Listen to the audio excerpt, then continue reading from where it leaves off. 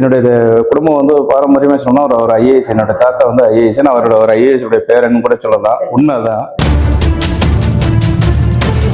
ஆமா, அந்த பேங்க் வேலையை வந்து டிஸ்மிஸ் பண்ணாங்க. என்ன குழந்தைங்களை வச்சுட்டு படிக்க வைக்க முடியாம, அடுத்த வேலை சாப்பாட்டுக்கு வழி இல்லாம, நடு ரோட்ல செருப்பு கிருப்பு கூட இல்லாம, அப்படி இருந்தாலும் நடக்க வழி இல்லாம, ஒரு வேளை சோத்துக்கு வழி இல்லாம தமிழ்நாடு மெட்ரல் பேங்க்ல ஒரு பியூனா தான் இருந்தேன். நான் 15 பேத்துக்கோ 100 பேத்துக்கு நான் சம்பளம் கொடுக்குறேன். இன்னைக்கு என் பிள்ளைங்க நல்லா படிக்க வச்சிருக்கேன். எனக்கு வாழ வழிகாட்டுன்னு சொல்லி இங்க நான் வேண்டுதல் வைப்பேன். முடிஞ்ச வரல என்னால ஒரு கிலோ அரிசியோ ஒரு 100 என்னால முடிஞ்ச. யாரும் ஒருத்தருக்கு வாழவே வழி இல்லை கஷ்டப்பட்டீங்கன்னா நீங்க இந்த இடத்துக்கு வாங்க, இந்த மண்ணுக்கு வாங்க. நீங்க வந்து மிதிச்சுட்டு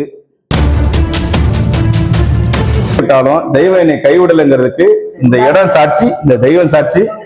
இதுக்கு என் மனைவி பிள்ளைங்க இன்னைக்கு அவங்க இருக்காங்க பாத்தீங்களா. நீங்க நேர்மையா இருந்து நேர்மையா உழைச்சிங்கன்னா கடவுள் உங்களை கைவிட மாட்டாங்கிறதுக்கு இந்த மண்ணு, இந்த ராஜகிரி சாட்சி. அந்த வீடு போச்சு, என்கிட்ட இருந்த வாகனம் போச்சு, எதெல்லாம் என்னை விட்டு போச்சு அது பூரா என்கிட்ட வந்துருச்சு. என்னால வாழவே வழி இல்லைன்னு யாராவது ஒரு ஃபீல் பண்ணி இதை பாக்குறவங்க ஒரு நாள் இங்க வந்துட்டு உன்னுடைய கவலையை கண்ணீரை நீ சொல்ல வேண்டாம். நீங்க வந்துட்டு ஒரு கிலோ அரிசியை வாங்கி தானம் பண்ணிட்டு போ. வாழ்க்கையில வந்து இந்த ஈஸ்வரனை நேர பார்த்தது இல்லைன்னா இன்னைக்கு நான் பார்த்தேன். அவர் வந்து இன்னைக்கு வந்து சொல்ல வச்சார், அவர் வாசலுக்கு வர வச்சார். நீ வாழ்க்கையில நல்லா இருப்பீங்க, நல்லா இருப்பீங்க, நல்லா இருப்பீங்க. நீங்க 100 பேர்த்த வாழ வைப்பீங்க.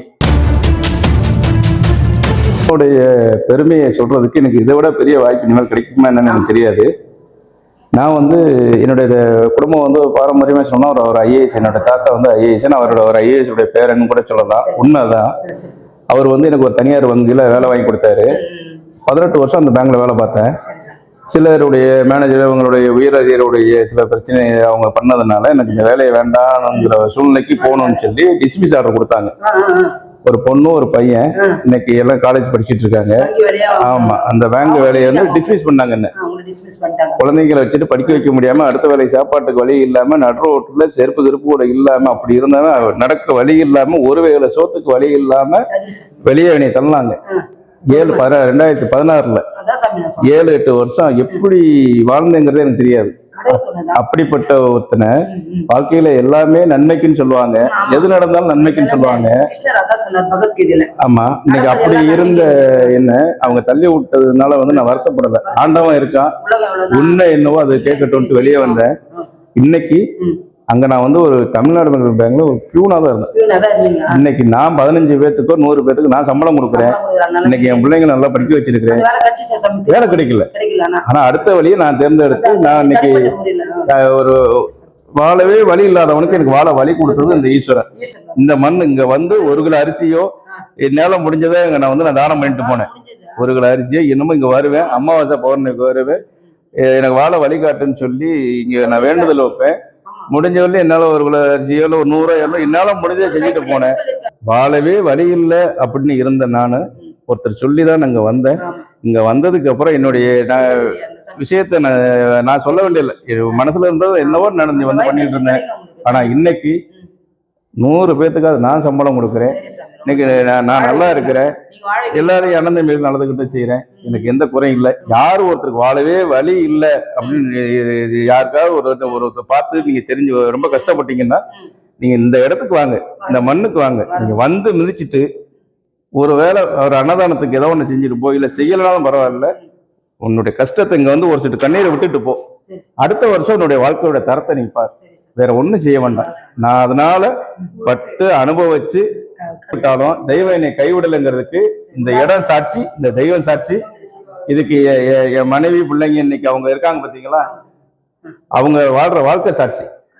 வழியே இல்லைனாங்க. அதனால மனுஷன் யார் என்ன துரோகம் பண்ணாலும் நீங்க நேர்மையா இருந்து நேர்மையா உழைச்சிங்கன்னா கடவுள் உங்களை கைவிட மாட்டாங்கிறதுக்கு இந்த மண்ணு, இந்த ராஜகிரி சாட்சி. இது வந்து ஆண்டவன் மீது ஆணையா சொல்றேன், ஈஸ்வரன் மீது ஆணையா சொல்றேன். இன்னைக்கு நான் வாழ்ற வாழ்க்கை இந்த ஆண்டவன் இந்த மண்ணு பிச்சை.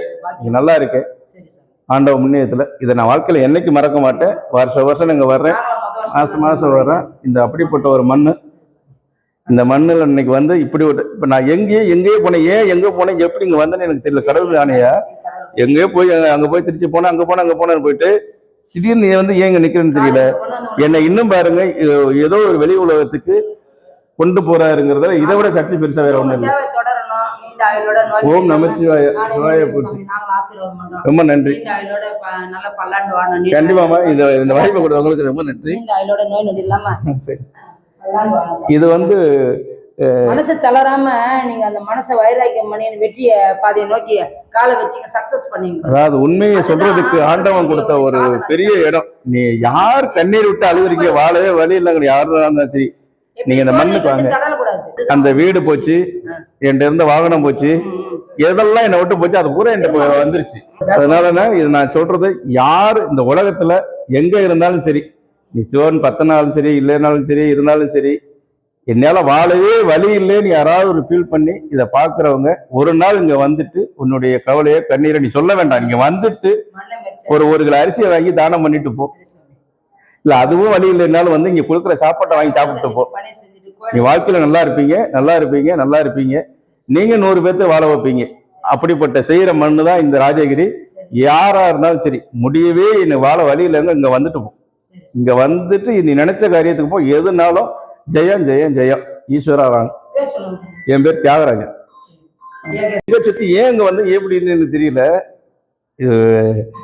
வாழ்க்கையில வந்து இந்த ஈஸ்வரனை நேரா பார்த்தது இல்லைன்னா இன்னைக்கு நான் பார்த்தேன். அவர் வந்து இன்னைக்கு வந்து சொல்ல வச்சார், அவர் வாசலுக்கு வர வச்சார். ரொம்ப நன்றி ஈஸ்வரா.